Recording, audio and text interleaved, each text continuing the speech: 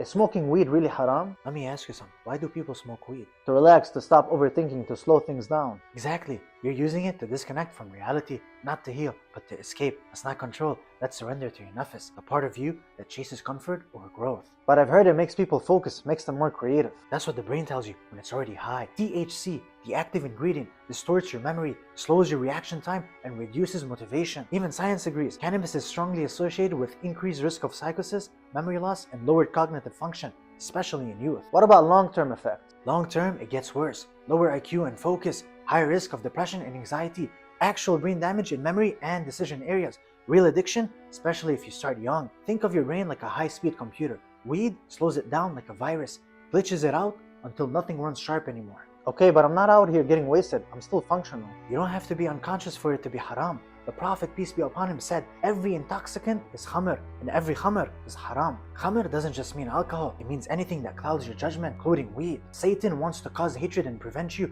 from remembrance of Allah and prayer through intoxicants and gambling. Weed prevents presence, it numbs dhikr, and softens your guilt and weakens your soul. But it's from the earth, it's natural. Isn't that a sign it's okay? So is poison, so is cyanide. Natural doesn't mean beneficial. Islam judges by effect, not by origin. What if someone uses it for pain or anxiety? If it's prescribed by a doctor for real medical need, that's fine. But if it's recreational, to get high, to vibe out, that's not medicine, that's indulgence. But I'm not hurting anyone. Why is it a moral issue? Because anything that makes you less responsible, less present, less motivated, less connected to your family, your purpose, your prayer, that's not harmless, that's a problem. So what's the final verdict? Weed is haram, not because Allah wants to restrict you, but because He wants to protect your most powerful gift, your mind. The mind is how you make tawbah, the mind is how you choose Jannah, so why blur it?